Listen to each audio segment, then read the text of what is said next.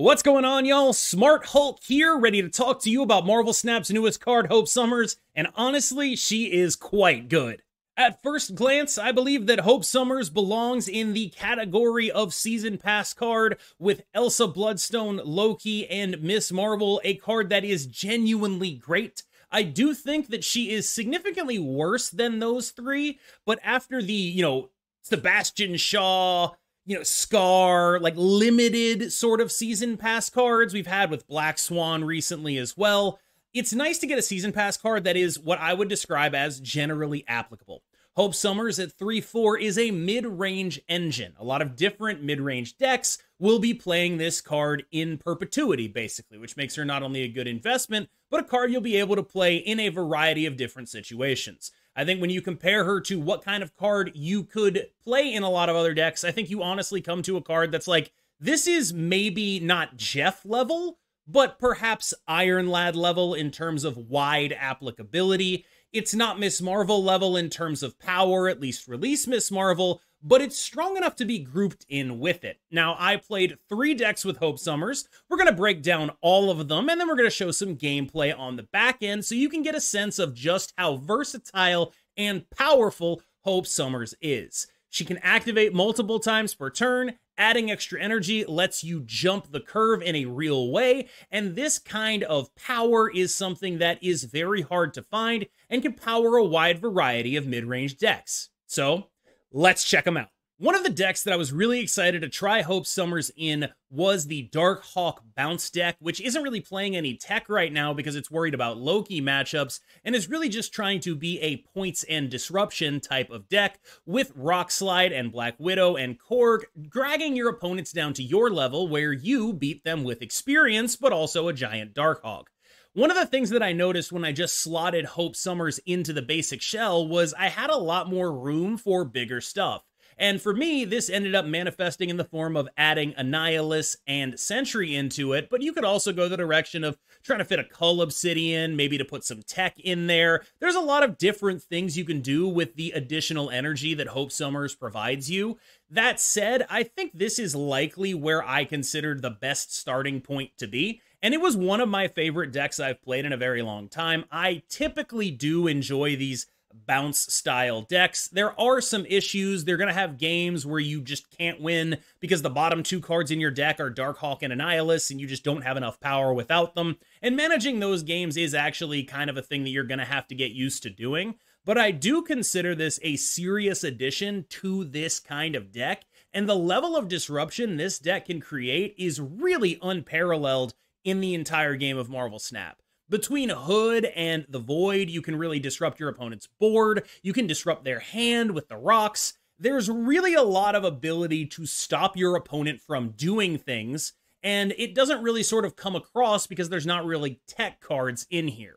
I think this deck is one of the big winners of Hope Summers. It was previously very limited on power, and now is really able to incorporate this Sentry, Annihilus, Darkhawk stuff in a way that is genuinely dangerous. This is definitely a deck to keep an eye on. I know a lot of people are going to be like, Darkhawk? Didn't they just nerf that card? But it's honestly my proposal that Darkhawk actually got buffed. I know that sounds ridiculous, but you're going to have to hear me out on this.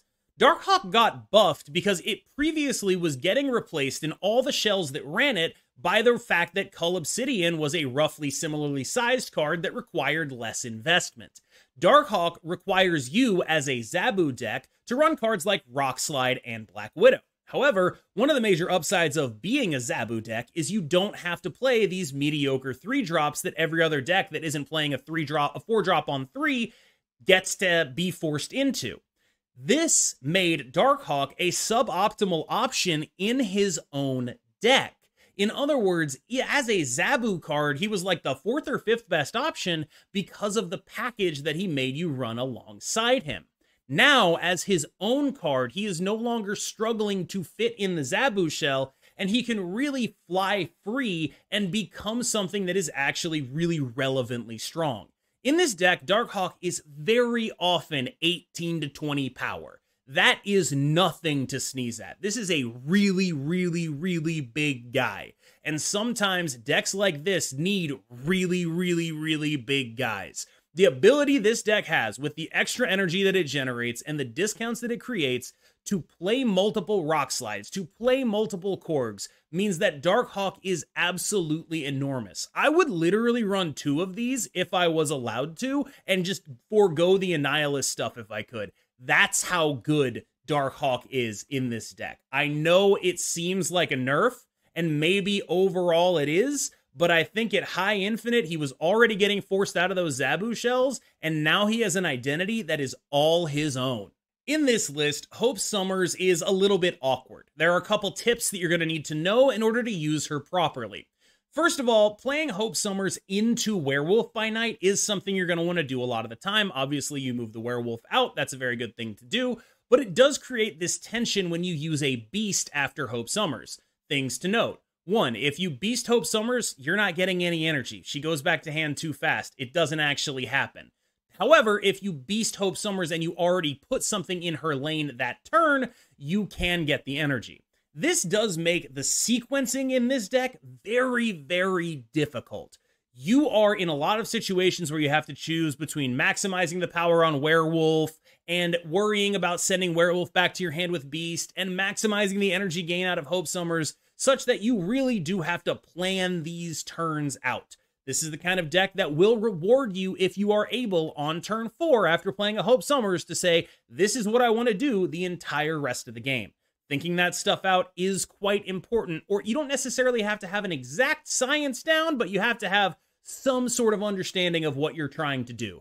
Okay, I'm going to Hope Summers into an early Darkhawk or a Darkhawk plus some other stuff that I wouldn't normally be able to play, and then I'm going to Annihilus. I'm going to Hope Summers into a Sentry and then play like an Annihilus and something else. The point is, you need to have a plan when you play the card, and the deck will reward you for it. In terms of major flex slots, I think the obvious one is the Spider-Ham slot. You could very easily replace it with Iceman.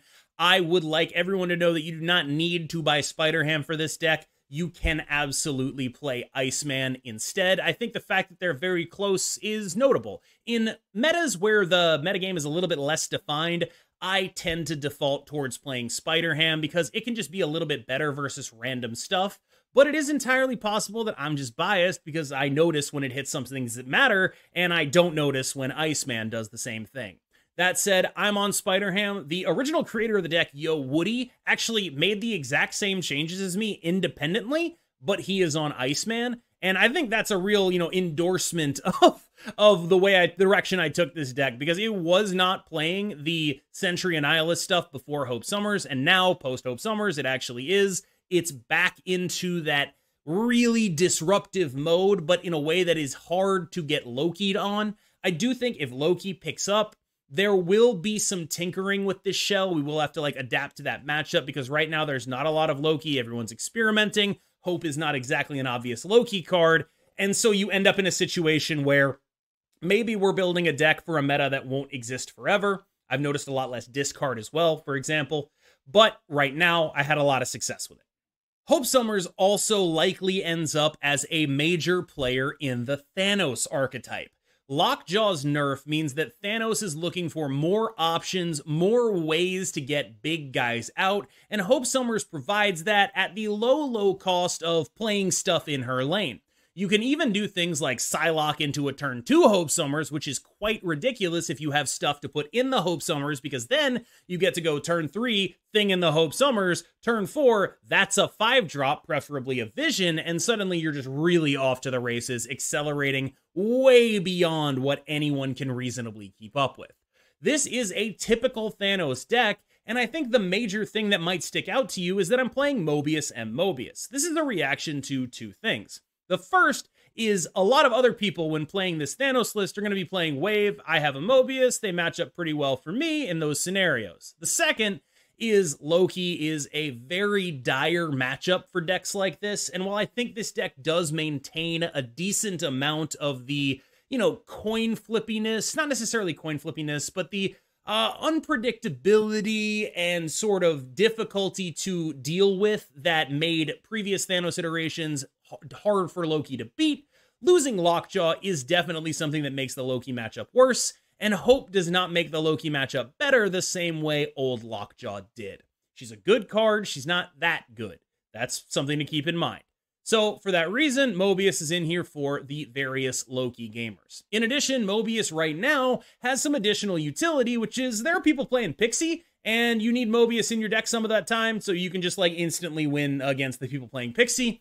And then when there aren't people playing Pixie, there are a shocking amount of people playing like Living Tribunal, trying to beat up on all the people playing Hope and Pixie. And when you're doing that, you know, Mobius is a great card there as well to slow down their incredibly powerful package of cost reduction.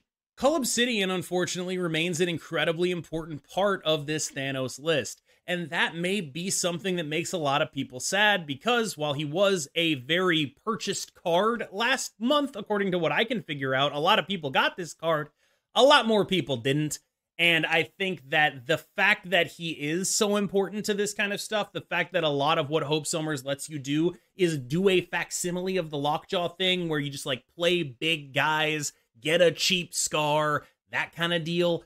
Cull Obsidian does end up being very, very important, right? Like this does end up being a key point of that Scar game plan. And I don't think you're playing this deck without that Scar game plan, which honestly makes it one of the more expensive decks in the entire game. There are so many cards in here that without it, I really don't know what you can do. However, there are a lot of ways to just be like, look, I'm Thanos, the deck will cover for me even if I don't have these key cards. That stuff is true. Like, you probably can get away with it because the basic Thanos shell is so strong. What this deck is doing fundamentally is just very good. Cheating energy, playing big guys, cheating more energy, playing more big guys. You also have Shang-Chi. Like, fundamentally, this deck is extremely powerful on a basic level. If you're missing one card, I would still encourage you to try to play the deck. Maybe you just replace it with a tech card people won't expect. Enchantress, something like that. I don't really know. Luckily for me, I have all the cards, so I haven't had to put a lot of thought into that. But please do understand that while this is an expensive deck, and while I don't necessarily advise you to play it as your number one option if you are missing Cull and Scar, you can get away with it. I do think you can. Part of the reason I tend to not advise people to play those decks, though, is playing a bad version of a good deck is often worse for you than playing the good version of a slightly worse deck. So I tend to default away from advising people play the bad versions of good decks, unless they're like, you know, about to complete it or something like that. But the fundamental thing Thanos is doing here with Hope in the deck is very powerful, and you can try to replace these cards. I tried some lists without Devil Dinosaur, and he very swiftly came back into the deck. And Devil Dinosaur is a good to great card in a list like this because of how much you're doing to try to discount Scar. One thing to keep in mind, though, is if Mobius really picks up in play rate and you are unable to discount Scar, suddenly Devil Dinosaur becomes a legitimate liability. It's a big guy who dies all the time to every tech card, even can get rogued in some situations, and this deck is, as far as I've been able to tell, a little bit worse at keeping your hand full than the Lockjaw builds were because of the way you are no longer freely converting these stones into other resources. Your hand does end up a little bit smaller in my experience than in the previous iterations. Because you have this extra energy, you are playing more cards. Dino has been worse. That is something that is genuinely noticeable. If Mobius ends up picking up, I could see something happening to this 5-drop slot. I'm not exactly sure what, but I could see it happening. Another thing to keep in mind is just how weird a lot of your sequencing is going to get. There are going to be games where you have 6 energy on turn 4 because you put a bunch of stuff in the Hope, or you Psylocked and Time Stoned. And there's just like a lot of odd bits to this deck because you have these strong 5-drops, right? But you're definitely not always Time Stoning on 3 because a lot of the time you'd actually rather play a 6-drop on that turn, so on a turn early, so you can make sure that you get that Scar discount. So there's a lot of odd sequencing you're going to have to get used to in a deck like this. Figuring out what to prioritize was genuinely difficult for me, and understanding what to do in a bunch of different situations and how to mechanically optimize this deck, that is still up in the air. It's going to be something that I can't give to you right now because I think I have a long way to go in terms of figuring out close to optimal play with this list because it is just so odd. Do you want a Time Stone on 3 into like a Dino? But if you Time Stone on 3 into a Dino, you won't be able to Time Stone on 4 into a Blob. And that becomes especially prevalent if you want to Time Stone on 3 into a Vision, or do you want to play a Hope on 3 instead? And like, there's just a bunch of weird stuff that you have to think about when you play this. And I honestly found it to be a very enjoyable challenge. The third deck I played was this iteration of Silky Smooth. I have some worries about it. It was pretty successful for me. I do think one of the major things I took away from this was that Magneto in these decks, I would say, is damn near required. I tried builds with, Doom Goliath instead. I found Magneto to be roughly infinitely better. Magneto is an incredibly powerful card. I have no qualms cutting Goliath from any deck like this to run Magneto instead. In addition, I think running these kind of decks without Dr. Doom is basically just trolling. Like, you have this thing where you have a Hope Summers, you play a Dr. Doom on 5 in the Hope Summers lane, get extra energy there. That's so damn good. It's so ridiculously good. One of the things this deck does struggle with, though, is if you are playing a deck like this, you have no answers to any ongoing cards. You instantly lose to Living Tribunal, and you struggle to go tall enough to actually beat something like Hela. You don't struggle as much as you otherwise could, but it's definitely going to be hand-dependent. A lot of combo decks are going to be favored into you. Phoenix Force, for example, or the aforementioned Living Tribunal. You end up in this spot where you are a pretty solid mid-range deck, but you're fundamentally occupying the same space that something like Discard is occupying. You're occupying the traditional Silky Smooth space of, I would like to be a good deck that dodges Shang-Chi as much as possible, and right now, it's unclear how valuable that actually is. A lot of what I found to be compelling about this was just putting a bunch of power on the board and having move cards. Like, really, the secret is just having move cards. That end-turn flexibility is quite useful. It allows you to outthink your opponents, and it allows your opponents to outthink themselves. One major weakness that may crop up for this deck is it can't beat a Loki in approximately 1,000,000 years. The card Loki runs you over. If they play that card, you absolutely die. When I was playing this deck, I benefited pretty heavily from not running into any Loki because everyone is trying other stuff.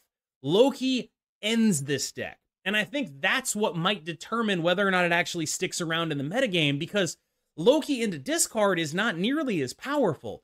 Loki into this, you're done. You're absolutely done. God forbid they have a Quinjet, but if you're playing discard, they Loki you, and it's like they can get some bad shit out of that. They can get some really bad shit. And instead, in this deck, there's nothing bad. You are giving them, 2 5s at minimum. Everything you get out of this deck is going to have, 5 power. It's going to be ridiculous. It's going to be gross. They get, cheap Magnetos, cheap Dr. Dooms. They just get too much shit. And that is a really awkward position for any deck to be in. That said, as long as you're not running into Loki, this is honestly pretty fine. I think this is pretty good. It's at least competitive with discard for deck that does not get owned by Shang-Chi. Magneto allows you to get these weird wins against Living Tribunal that you otherwise would be unable to acquire, and I think that kind of stuff does let you win these games that you probably shouldn't a lot of the time. This is a fun, enjoyable deck, but of the three, it's the one I'm the least confident in, and the one I trust my results on the least. I just wanted to highlight Elsa Bloodstone here. I just want to say she absolutely sucks. I tried other builds of this with Kraven and Silk in there, and that also absolutely sucked. I do not know what is supposed to go in this space, but I am fairly confident it is not Elsa Bloodstone. She is so god-awful right now, even in a deck like this. This deck is optimizing her to its finest, and it's okay, she's a 2/7 some of the time.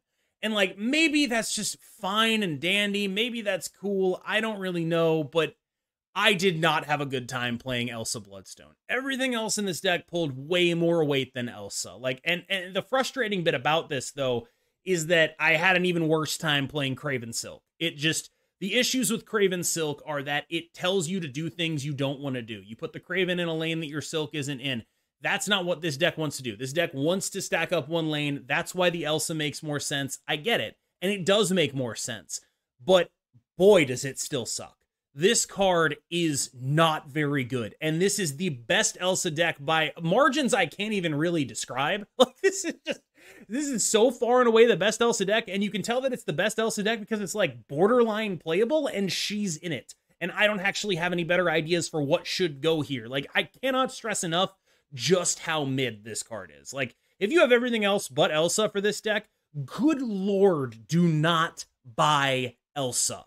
All right, y'all, thank you so much for making it this far in the video. We're going to put some gameplay of these 3 decks on the back end so you can take a look at how they performed.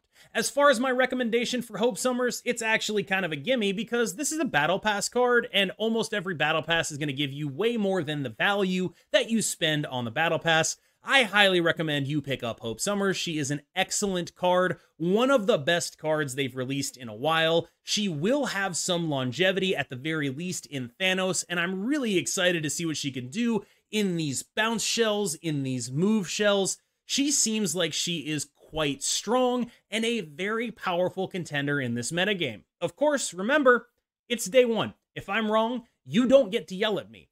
How dare you? Frankly, how dare you bother yelling at me in my comments? How dare you, sir? You have no right to do that. Enjoy the gameplay. I've been KM Best. Thank you so much for watching. I will see you in the next one.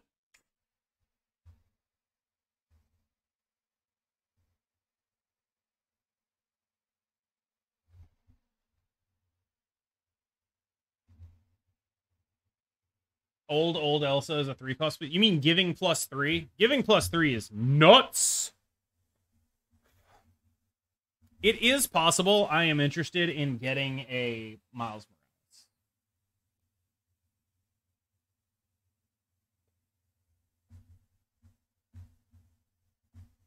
Oh, well, this is just fascinating.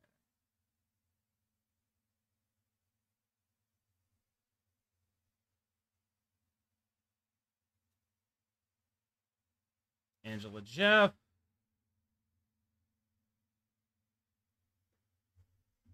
Vision over here.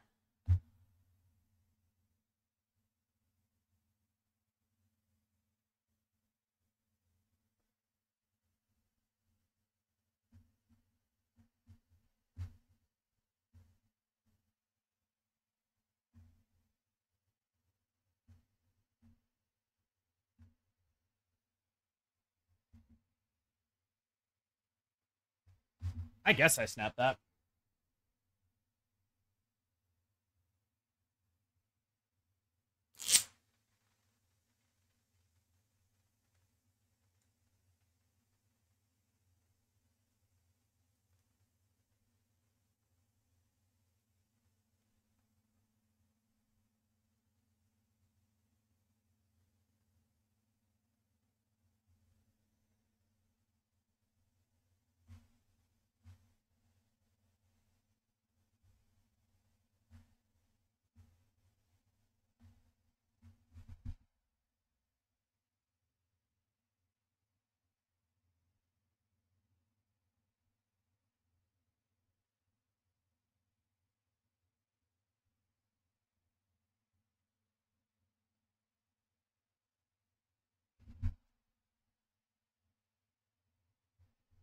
Yeah, okay. I can lose if they snipe, but most of the time I'm probably not losing if they're not.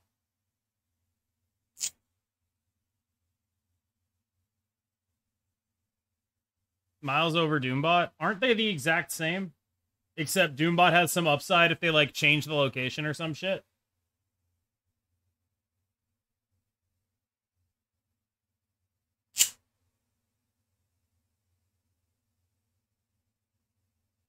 Are they sniping? Answer, yes if they win, no if they lose.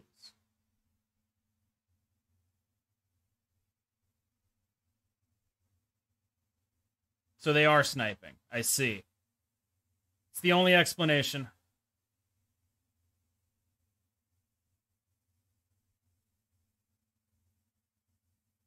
Never mind, they're not sniping. We discovered it. They're not sniping.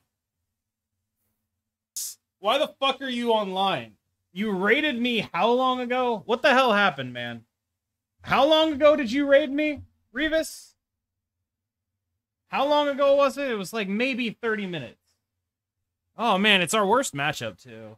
Shit. Ooh. Does this do anything? Do we get to do something cool here? Oh, never mind. It's not our worst matchup. I mean, Loki is, right? Rated me so his viewers can stream snipe me. That's crazy. I'm staying in it. I should not stay in it. I'm just letting you know, Chad. There's no fucking way I'm supposed to stay in this game. But I'm doing it because it's funny. I'm doing it because it's funny. This is too funny not to do. I'm sorry.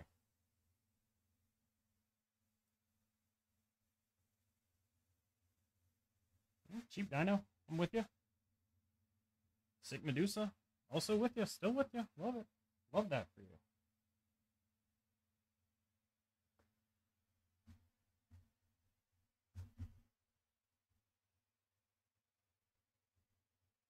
Uh-huh.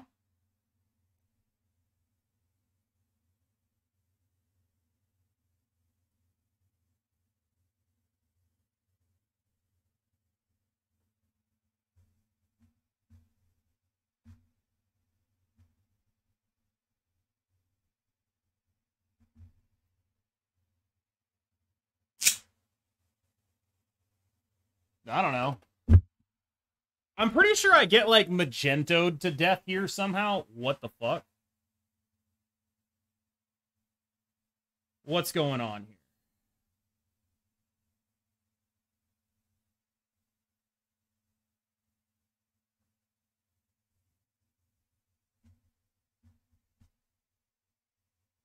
Does he have Infinite? If so, am I just 100% dead, or can I still win?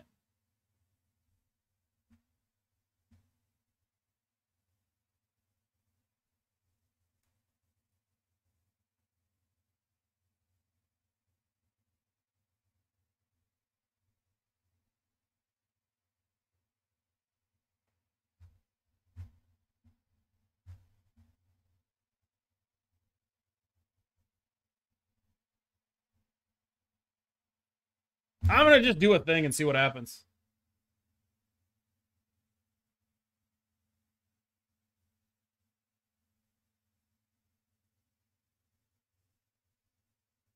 Chat, do we win? I think we do. I think we actually just take a dub here. We're actually dubbing out.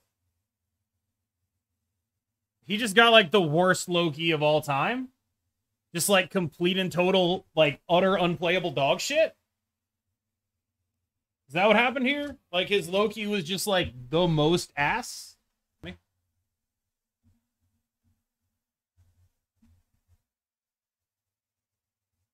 They both want to run M3? Yeah.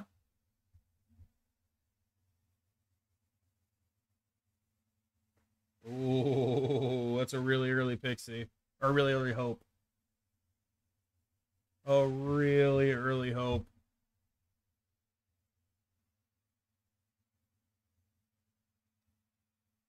We got a Zabu. Alright, cool.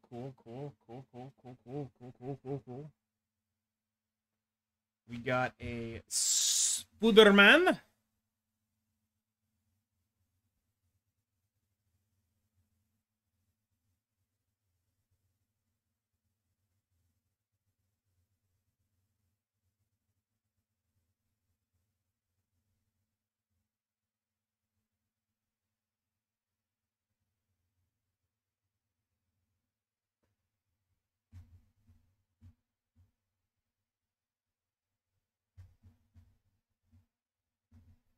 We do it like this, and then next turn we play Elsa Vision, correct?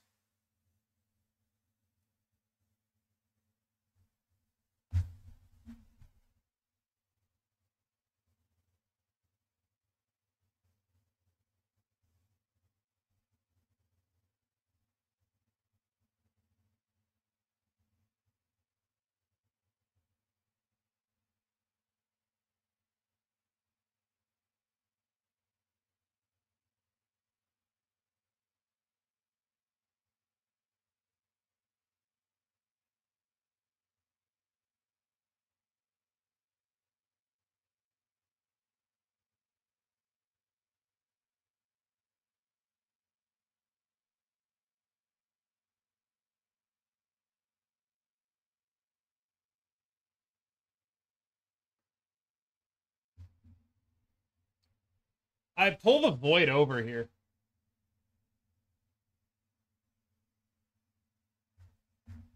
Let's do it.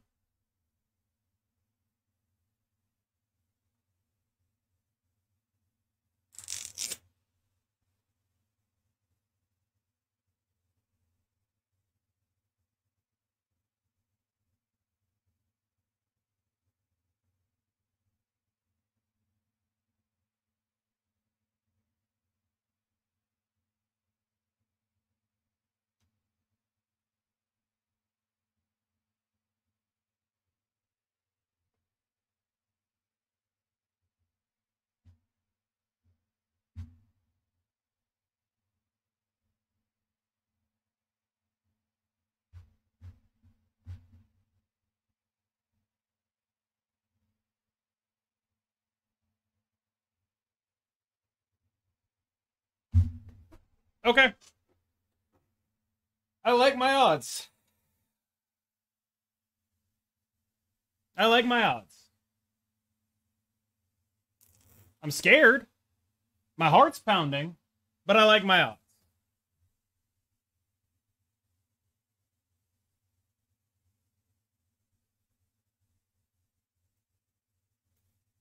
That's what I like to see.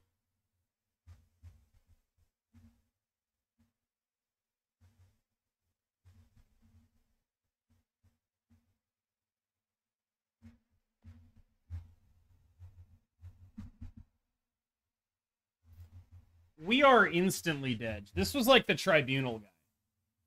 We can't win this matchup. Oh my god, Tribunal guy with a free limbo. We're so dead. Maybe we can Magneto or Spider-Man. Oh. Yeah, okay. I'm cool with that.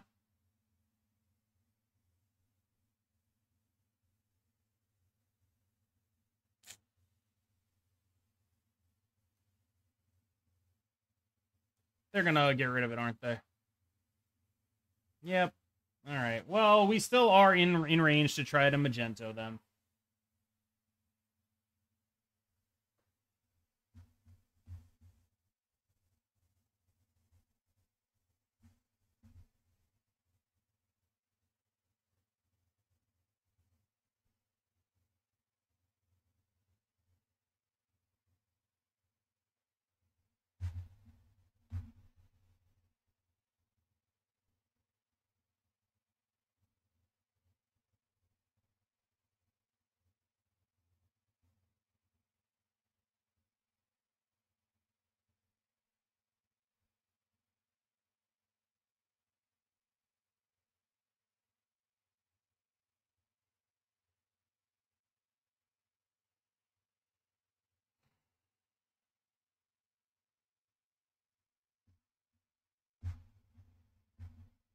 Maybe?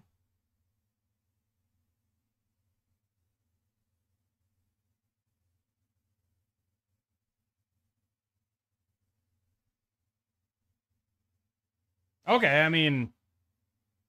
Actual maybe. Actual maybe now, right? Like... Yo, King of Dama 420, thank you so much. Thank you so much. Welcome. Welcome back.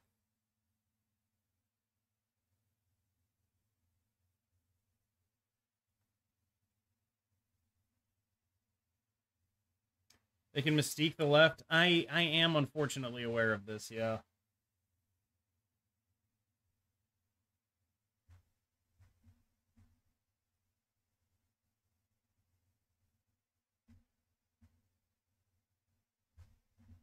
Ooh, okay.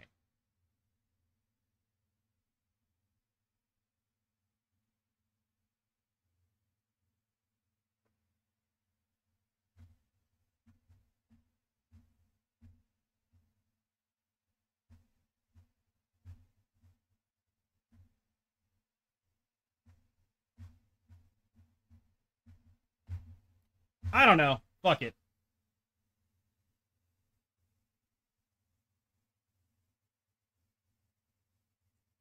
Am I just dead to the mystique? Okay, I just died, right? Wait, no, I win. I was right. I'm a genius. I'm a genius god, chat. I'm an actual fucking genius god. Why didn't Kitty get her points, though? I did that whole thing so that Kitty and Hope would get points. Why the fuck didn't they? Is it because the moves didn't resolve? If I'd lost that game on that shit, I would have been pissed. I'm gonna be honest, I did not fully math this out. Elsa doesn't work. Oh my god. Chat, I made that whole play predicated on this being old Elsa.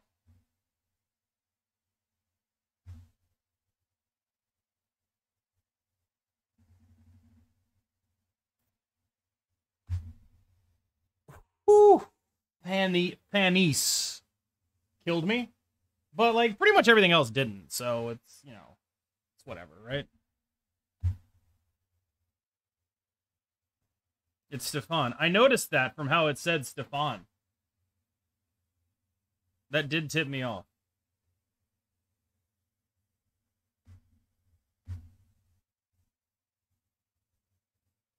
Thani, plural of Thanos. I see. Still bots in the same 5 people? When has it ever not been, baby? That's how I do.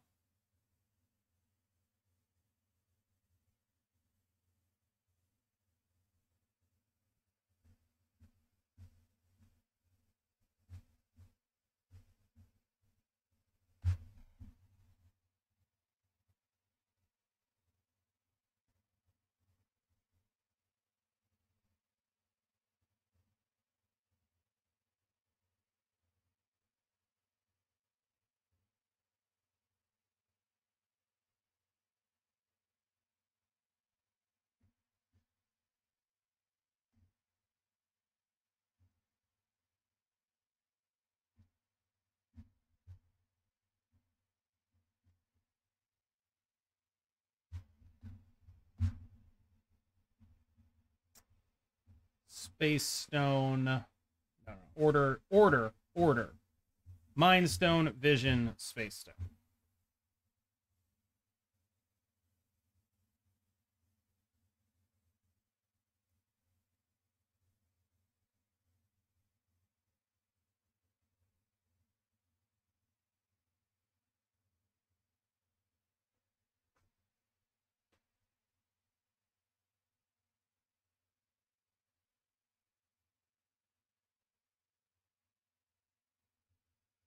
Magento.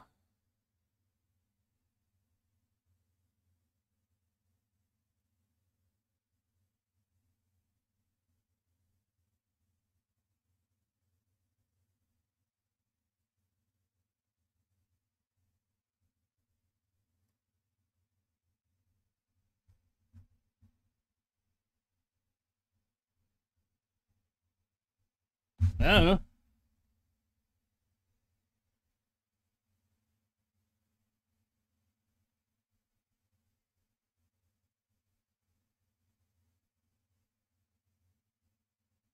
Got him. Got him. We don't even have anything. It's just we're doing stuff, baby. Glenn says we're too dumb to play against move parts. He's right. It's like, yeah, they got lucky, but also I kind of misplayed, right? I could have noticed it. This is a thing I could have noticed for sure, and didn't. It's important to hold yourself accountable. Is Hope as busted as you've hoped? I mean, she's quite good. We'll see how, like, good she ends up being, but right now I would be tempted to say she is quite good.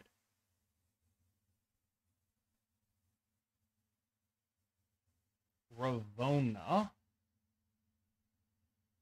That makes me want to hold Reality Stone because this feels like a magic deck.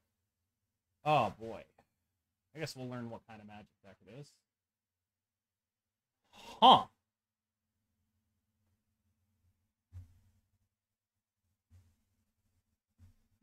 Okay, wait a minute. Okay, wait, hold on. Hold on. Hold on.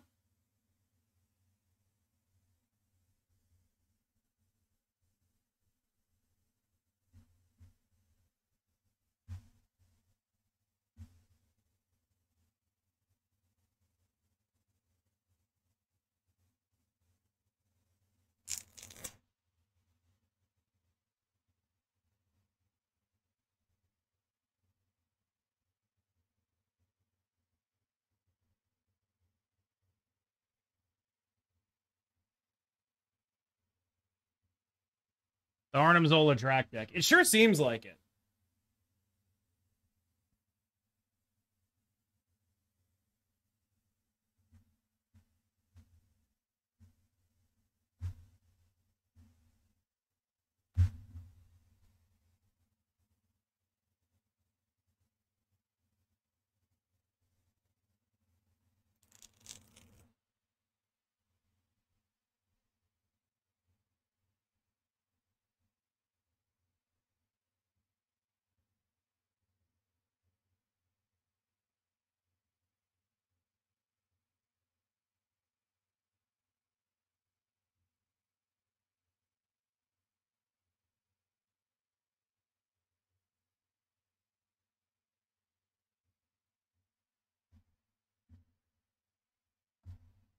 Does this work?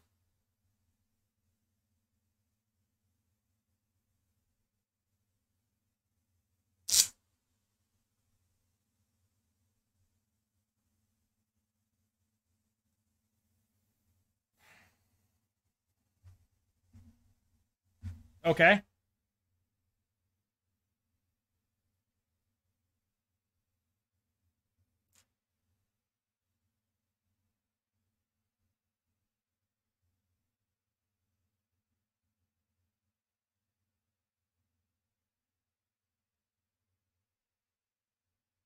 Oh, God.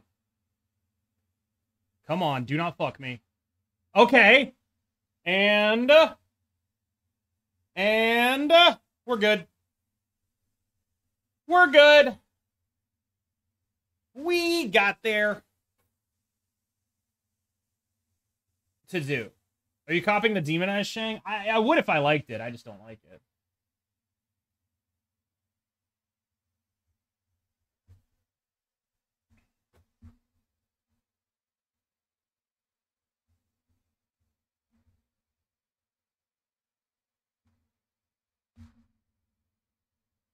I wish the Shang variant was a Conquest variant. I don't even think it's that good.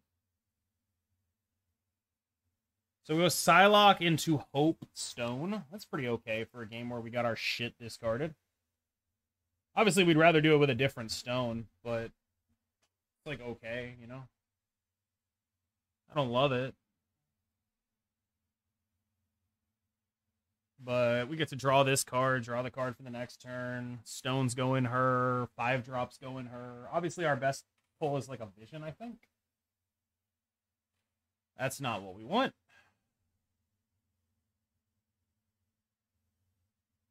It's not good for us. Holy shit.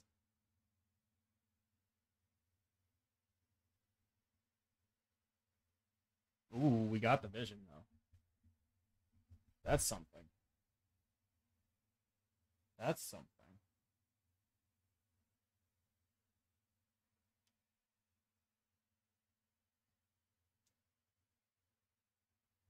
So go like Vision over here, no, not Magneto. Vision over there, Blob here. And we sort of see if there's anything we can do about the scenario we're about to find ourselves in. It's unlikely, but possible.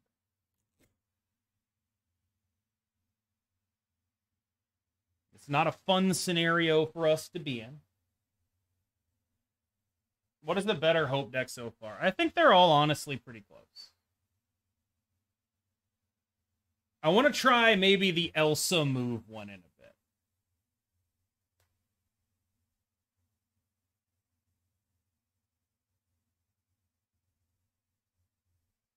Then Ghost Spider over to Tarnax.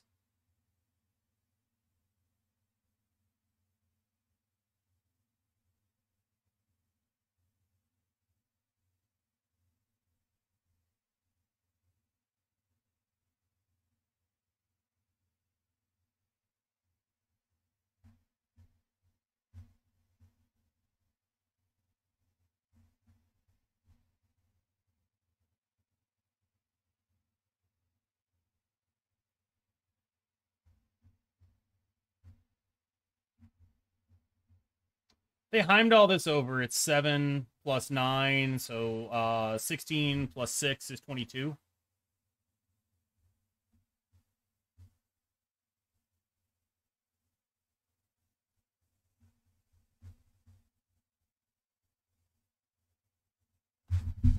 See what happens.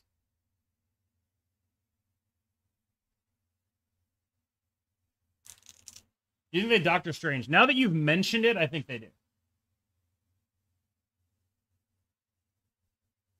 Did I do the math right here?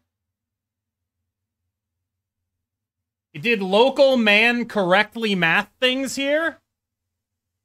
Did a local man do the math correctly on a Heimdall? Yes, he did. Yes, he did. Oh, Heimdall. Oh, Heimdall. People in chat feel like they need to explain super basic shit to me. But you don't. It just makes me feel like you think I'm stupid.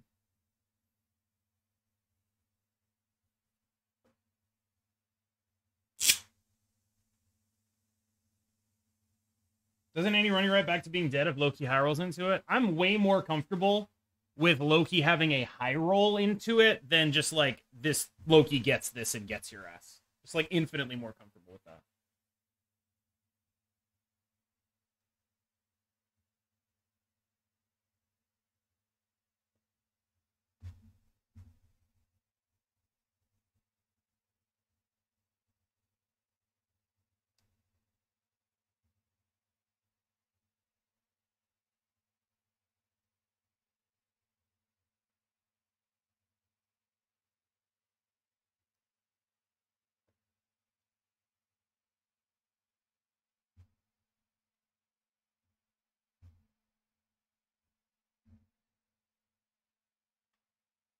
What would cause you to snap this?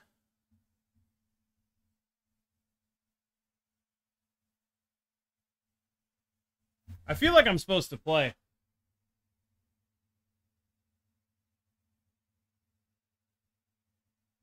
It's like a good hand, yeah.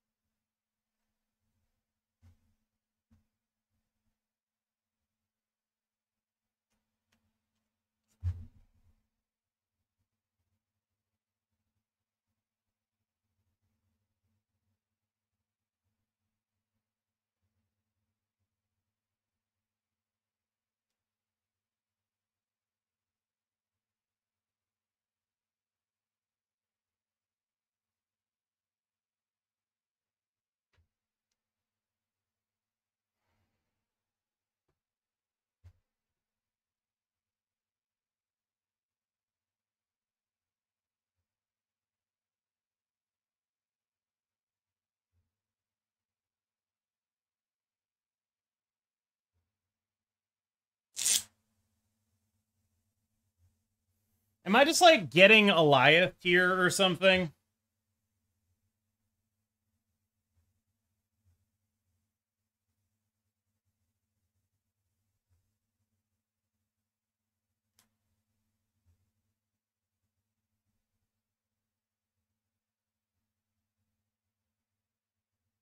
I think if I am, I just have to make the read, right?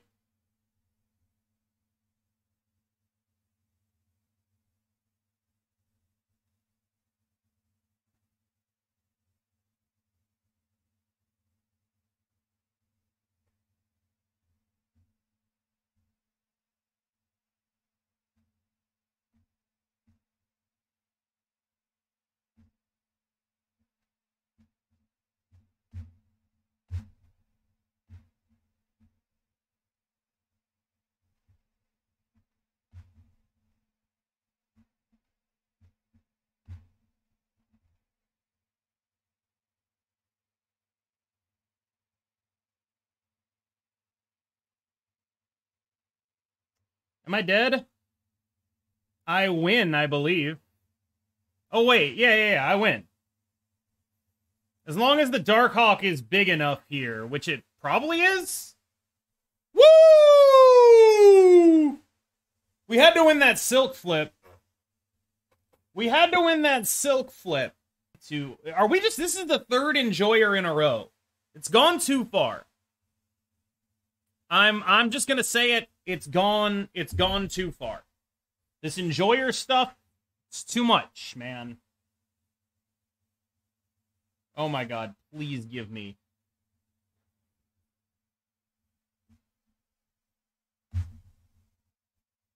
I need an Annihilus so bad. Let people enjoy things? No. I will not. I need an Annihilus so bad. Please, God in heaven, give me an Annihilus. I need it. I need it. I need it.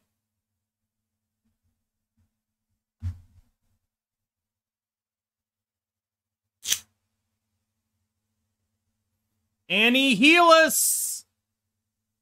Where are you at?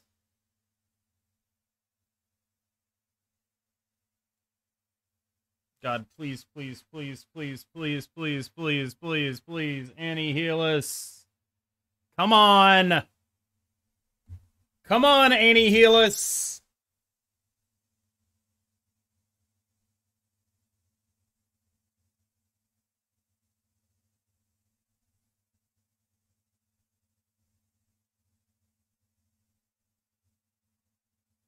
Dude, are you for fucking real?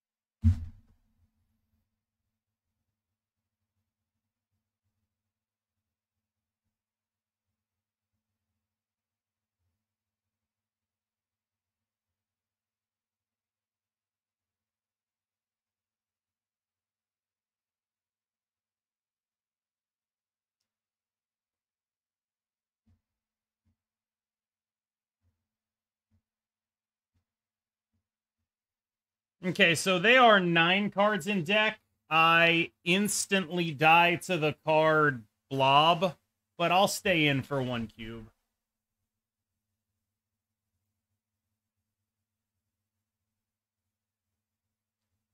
Shanghai Reality Stone? Oh yeah, we're like super fucking dead. There's like a bunch of shit that kills us here. What are you kidding me?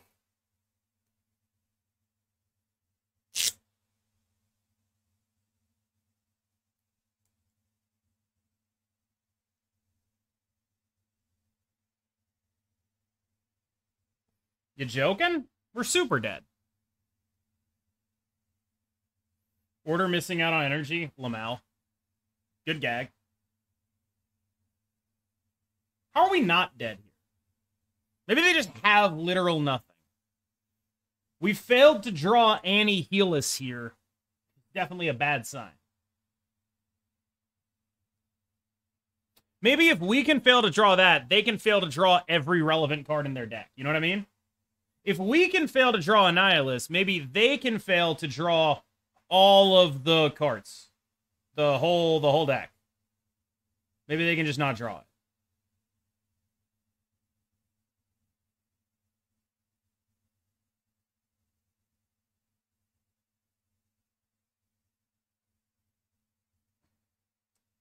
it. $18? We win? Just on points. Okay, you know what? My bad. Well, they could just not have it. Block probably not helping with that situation. I gotta say, Sentry Annihilus has not done a fucking thing. Like, Sentry Annihilus has done a solid absolutely nothing.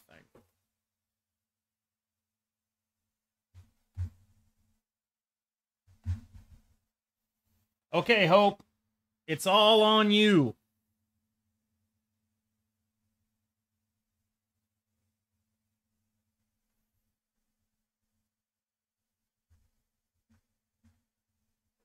There are some plausible cards that we could get on the Sakar there.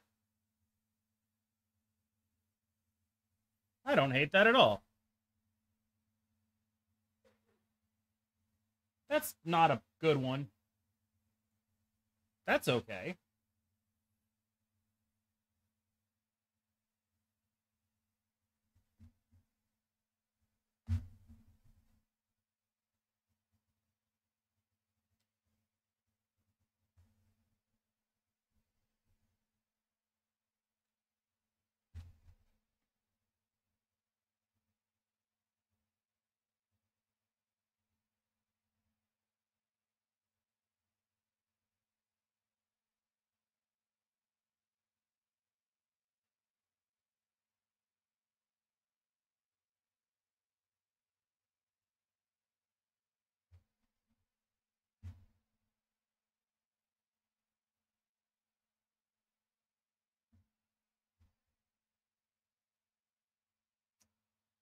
It gets me like an extra Nico next turn.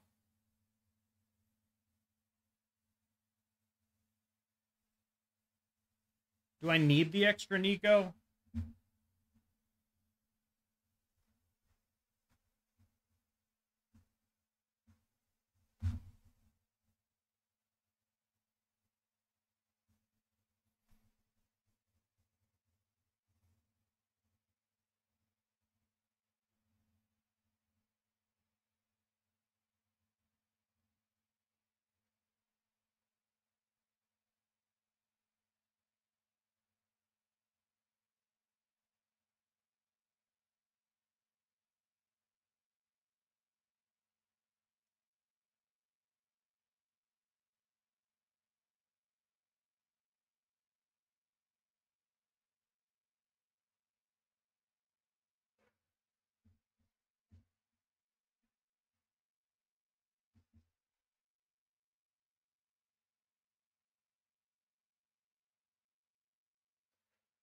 Woo! Scary! Scary! My God. My God, how horrifying.